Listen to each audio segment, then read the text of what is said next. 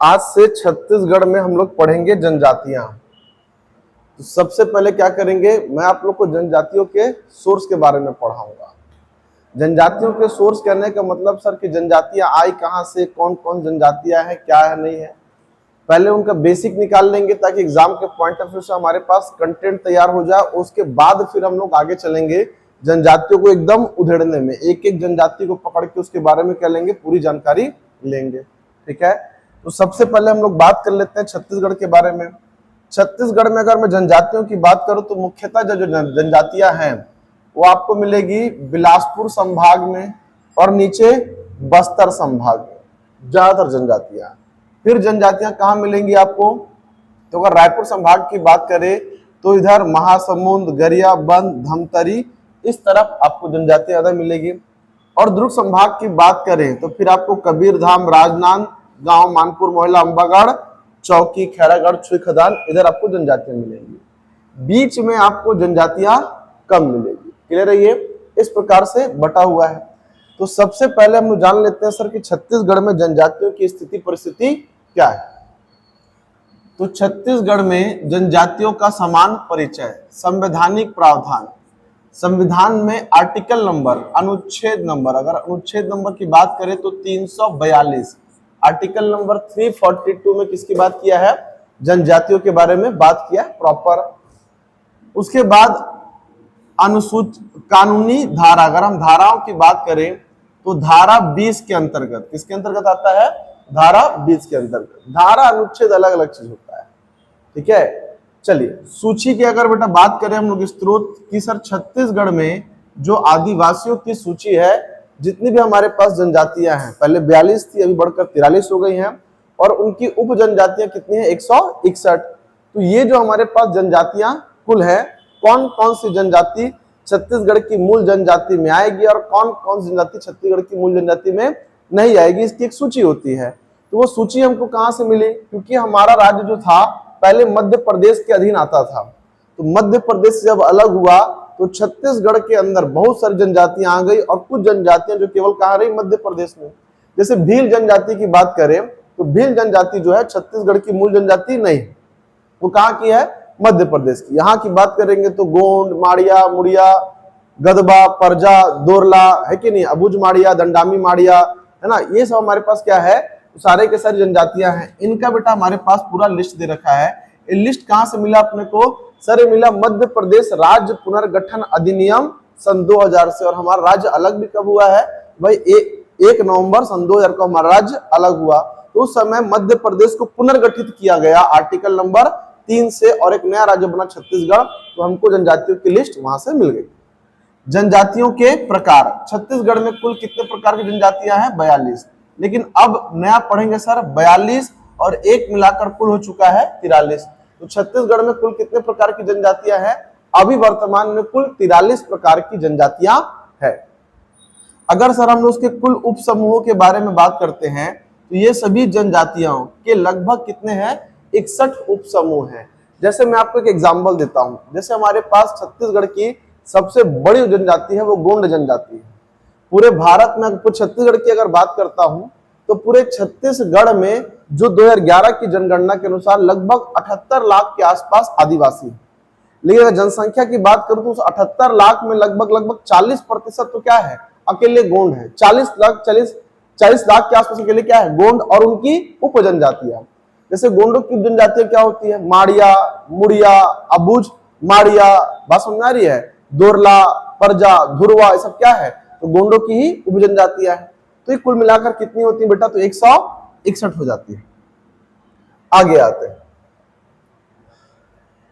जनजातियों का जनगणना, जनजाति जनगणना 2011।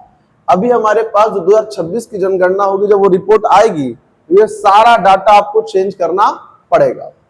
और तब तक जब तक रिपोर्ट नहीं आती तब तक हम 2011 की जनगणना को ही मान्य मानते हैं और उसी क्या करते हैं, पढ़ाई करते हैं।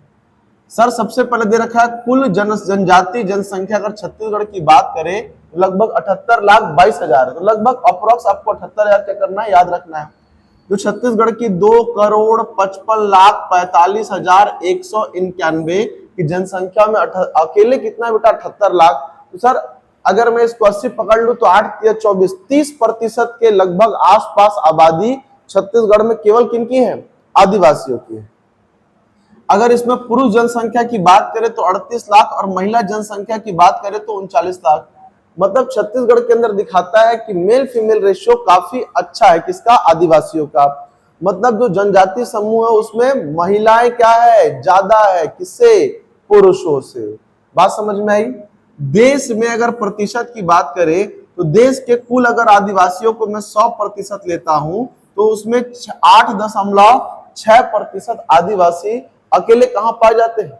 तो छत्तीसगढ़ में। अकेले कहां निवास करते हैं? तो छत्तीसगढ़ में निवास करते हैं।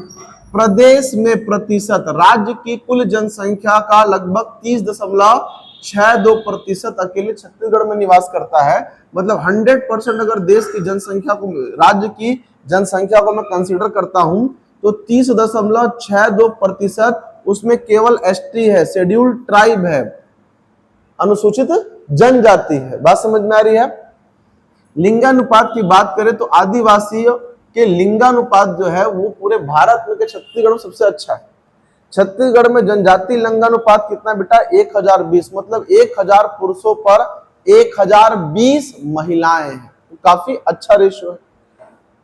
कुल साक्षरता की बात करें सर तो कुल साक्षरता इसमें इनके पास कितनी है? तो 59.09% आदिवासियों की साक्षरता है। और अगर डिटेल में जाएंगे तो पुरुषों के पास 69% है और जो बाकी हमारे पास बचा हुआ 48% लगभग किसकी है? तो महिलाओं की। क्लियर है ये? चलिए आगे बढ़ते हैं इसमें हम लोग नेक्स्ट स्लाइड में। अगला स्लाइड दे रखा है सर विशेष एवं महत्वपूर्ण तथ्य दे रखा है, तो इसके बारे में भी जानकारी थोड़ा सा ले ही लेते हैं, है ना। कहता है सर सर्वाधिक जनसंख्या छत्तीसगढ़ की सभी जनजातियों में सर्वाधिक जनसंख्या वाला कौन सा है? गोंड।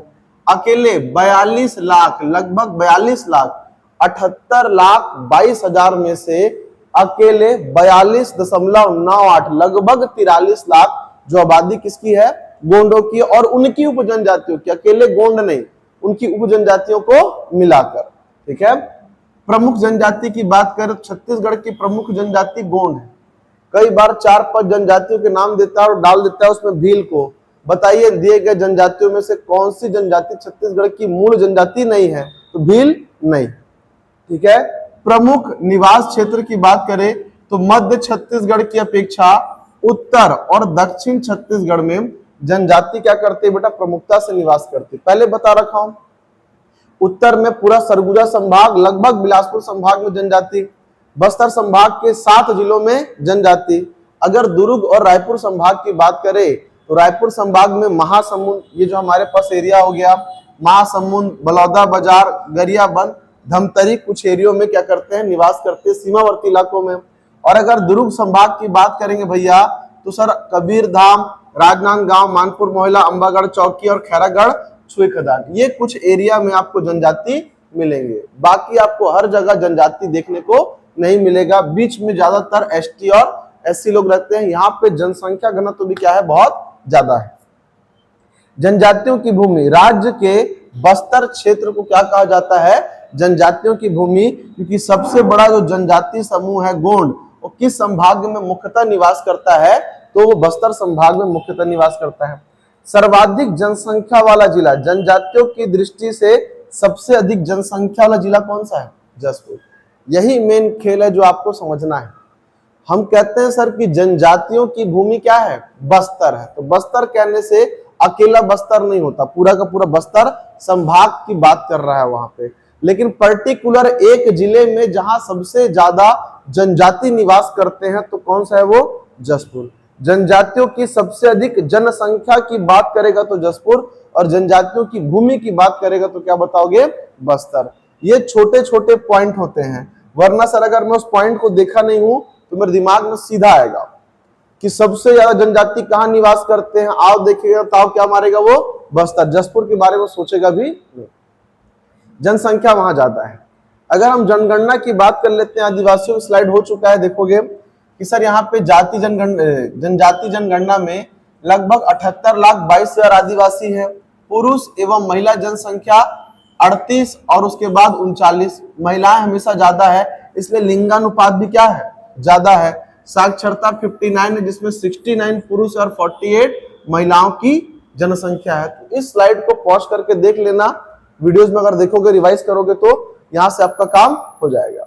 यहां से काफी इंपॉर्टेंट डाटा है। अब अगला आता है सर हमारे पास छत्तीसगढ़ में जनजातीय अनुसंधान केंद्र। तो ये भी एक टॉपिक है, छत्तीसगढ़ में जनजातीय अनुसंधान केंद्र। खेल है सर यहाँ पर स्थान कहाँ बेटा, ये नवा रायपुर, पहले कहा था अटल नगर में।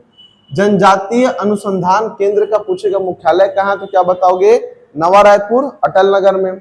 अगर पूछेगा सर स्थापना कब हुई, तो 2 सितंबर 2004। ये इंपॉर्टेंट फैक्ट है। जो देश में कौन से क्रम का है सर, तो 15वें क्रम का है। ये 4 लाइन जो है काफी ज्यादा क्या होने वाले इंपॉर्टेंट, कि छत्तीसगढ़ में जनजातीय अनुसंधान केंद्र, tribal research centre, tribal research centre TRC Chhattisgarh में कहां पर है भाई, तो वो नवा रायपुर में है। कब हुई स्थापना, तो 2004 में। और देश के कौन से क्रम का है, तो 15वें क्रम का।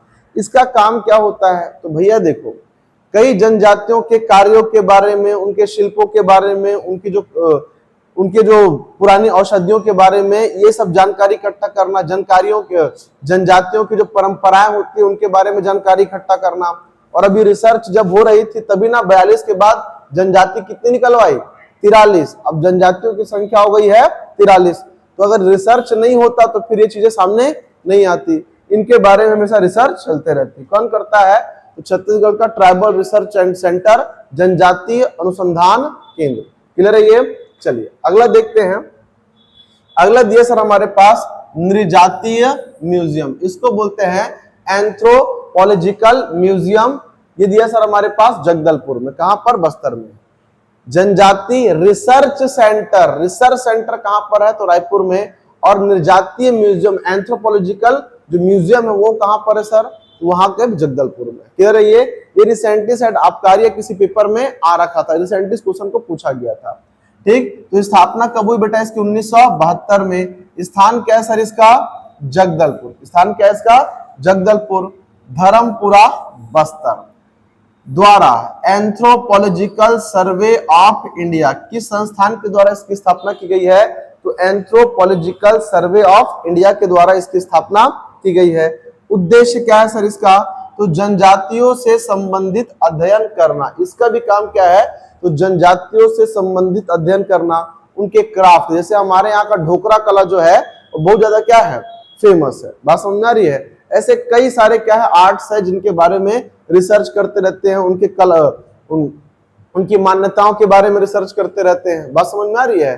अब जानते हो आप लोग, विश्वास नहीं करोगे, जब भिलाई स्टील प्लांट लगा था तो किसको पता था कि लोहा कहाँ मिलता है, किसी को नहीं जानकारी थी। लेकिन फिर भी यहाँ प्लांट क्यों लगाया गया, तो हमारे यहाँ जनजाति पाई जाती है अगरिया। ठीक है, तो जब रिसर्चर्स आए तो भाई पूछे अगरिया हो तुम्हारा काम क्या है, तो लोहा का काम करना, लोहे की सामग्री बनाना। कच्चा माल लाते कहां से हो, तो वो अगरिया जनजाति पहाड़ियों पर ले गई और बताई कि भैया इस एरिया से हम लोग कच्चा माल उठाते हैं और क्या करते हैं, लोहे का काम करते हैं। तब जाके रिसर्चर पॉइंट पे गए और उनको लोहे की माइंस मिली, जैसे दल्ली राजरा। बात समझ में आ रही है, बेलाडीला। तब जाकर यहाँ क्या लग पाए हैं, प्लांट्स लग पाए हैं। वरना भाई किसको पता मिनरल कहाँ पे क्या कितनी मात्रा में पड़ा है, खोजेंगे तो मिलेगा कि नहीं मिलेगा। बात समझ में आ रही है। ये सारी चीजें होती है। तो जनजाति हमेशा रिसर्च का क्या रहा है, विषय रहा। तो जनजातियों के बारे में एक ओवरव्यू क्या हो गई अपने को जानकारी। अब इसमें देखेंगे हम लोग जनजातियों के भाषा परिवार, और भाषा परिवार के बाद में पूरे उसके नियम कानून, नृत्य गीत संगीत, खाना पीना, उनका युवा ग्रह, ये सब पढ़ाऊंगा। एकदम बेसिक में जानने पे क्या होता है